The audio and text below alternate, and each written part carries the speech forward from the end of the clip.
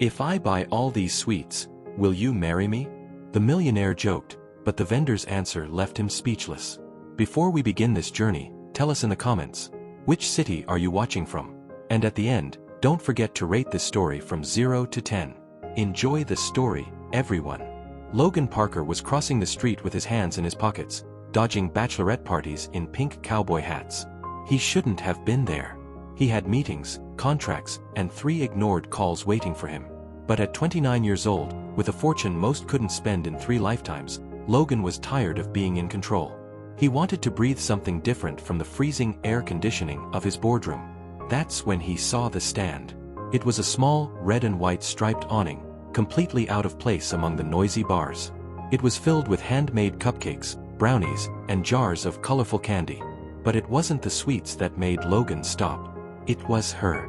Behind the counter, a woman with brown hair in a messy ponytail was adjusting prices with intense concentration. She wore a chocolate-stained apron and no makeup. No effort to impress. And yet, Logan couldn't look away. He approached and waited. She didn't look up. "Just a minute," she said, focused on her work. Logan smiled. Usually, when he entered a room, people straightened up. Here, he was just another customer. 30 seconds passed. Logan cleared his throat. "Excuse me." "I said, just a minute," she repeated. "A minute has 60 seconds. There are 20 left." A passerby laughed. Logan felt his ears getting hot. Finally, she looked up. Her brown eyes had the sparkle of someone who had heard every pickup line in the world and wasn't impressed by any of them. "There," she said with a professional smile. "What can I get you?" Logan's brain, usually so quick in million-dollar negotiations, froze. "Did you make all of these?" "Every single one.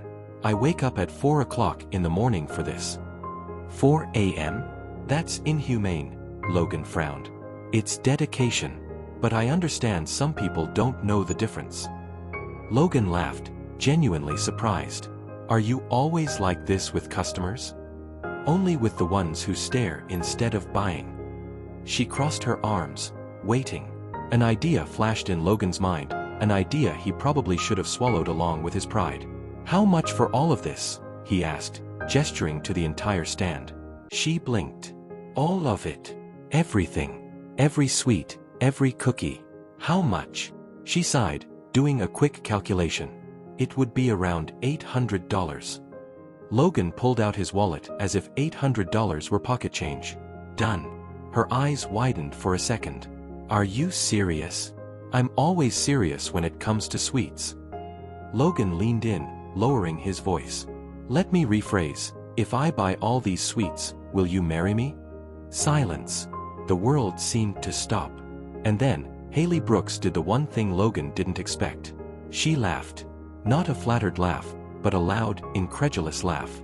"Oh my God," she gasped, wiping her eyes.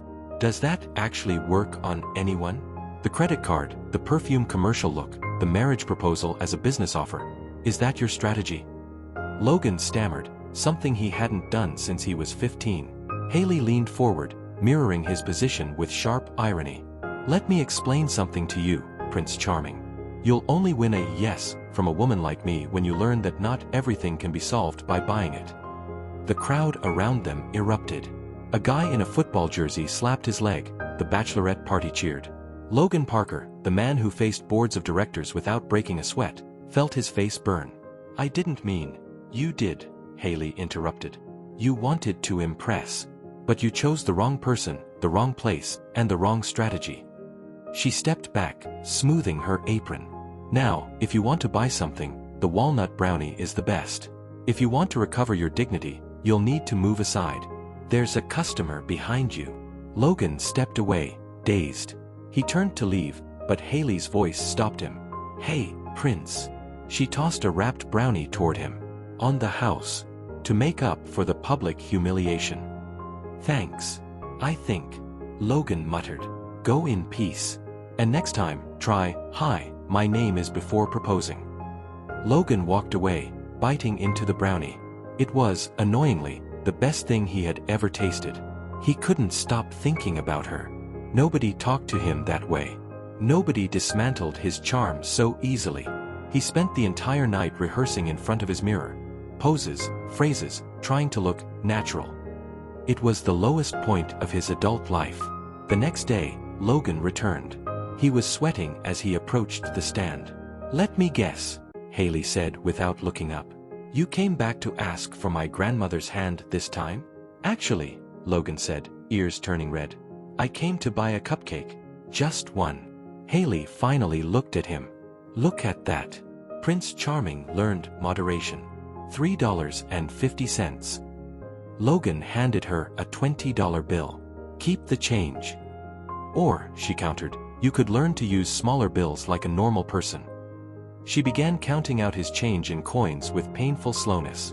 "This is psychological torture," Logan groaned. "It's called commercial honesty," she smiled, handing him $16.50 in heavy coins. Logan bit into his cupcake. "How do you do this? These are absurdly good. Are you trying to flatter me?" "I'm being sincere. My grandmother's recipes, years of practice, and a lot of love," she said, her voice softening slightly. "None of those can be bought." "I got the hint," Logan admitted. He wanted to say something smart, something to make her really laugh, but before he could, a man's voice called out from behind him. "Haley." Just as Logan began to feel at home at the sweet stand, the past walked in. A tall man with a friendly smile, but cold eyes, approached. "Evan," Haley said, her voice turning neutral. This was history. The kind of history that leaves a residue in the air. "Evan Brooks' pleasure," he said, shaking Logan's hand with a politeness that felt like a mask. Haley quickly intervened, calling Logan a frequent customer. Logan, surprised, almost corrected her but caught himself. Evan left with a lingering warning. "You know you can count on me for anything, right?" When he finally disappeared into the Nashville crowd, the air stayed heavy. "He's my ex," Haley admitted suddenly. "We broke up 8 months ago. He still shows up." "Same cupcake tomorrow?" Logan asked, trying to break the tension. Haley rolled her eyes but smiled. "I'll think about it." As Logan walked away, his pockets jingling with $16.50 in change, he didn't see Evan watching from across the street. And Evan wasn't just watching, he was searching. Logan Parker, Nashville. The next 7 days were a beautiful disaster. Monday, Logan dropped 3 brownies trying to juggle to impress her. Tuesday, he brought flowers, only to find out Haley was allergic to lilies. Wednesday, he tripped and turned cupcakes into sidewalk confetti. "You're a walking catastrophe," Haley laughed on Thursday. "How are you successful at anything?" "Luck," Logan admitted. "Lots of luck and a good accountant." But while Logan was learning to set up awnings, and failing charmingly, a shadow was growing. Across the street, Evan had discovered the truth. Logan Parker was the heir to a multi-million-dollar tech empire. Why was a man of that caliber spending every afternoon with a candy vendor? Evan's jealousy turned into a weapon. At Parker Technologies, Logan's rival, Brad Sterling, noticed the change too. Logan was missing meetings and staring at his phone with a distracted smile. Brad had always been one step behind, but now, Logan looked vulnerable. The betrayal was sealed in a quiet coffee shop. Evan and Brad met, 2 men with interests in common. A candy vendor on Broadway. "My ex-girlfriend," Evan revealed. Brad's smile widened. "Fascinating." Monday morning at the office was an ambush. Brad called an emergency meeting at 9:15. The room was filled with directors and serious faces. Inconsistencies in the numbers, Brad claimed, projecting charts that made Logan look inattentive and reckless. "It seemed like an ambush," his assistant whispered in the hallway. Logan agreed. His world of luxury was shaking, and he didn't even know that back on Broadway, the trap was already set. Logan didn't show up at 2 o'clock, or 3 o'clock, or 4 o'clock. Haley stared at her empty phone screen. "He must be busy," she whispered. "Who must be busy?" Evan's voice cut through her thoughts. He was back, lingering like a shadow. "You seem distracted, Haley. This guy, Logan, do you really know who he is? Different worlds rarely mix without consequences." Evan's words felt like poison, especially when Logan finally arrived at 5:30, stressed and smelling of high-end boardrooms. "What exactly do you do, Logan?" Haley asked, her patience thinning. "I work with administration," he said vaguely. "Of things." Administration of things. Haley eyed his watch, an accessory worth a teacher's annual salary. She didn't say anything then, but that night, she did what she should have done weeks ago. She typed, Logan Parker, Nashville, into her computer. The screen flickered with the truth. Logan Parker, heir to Parker Technologies.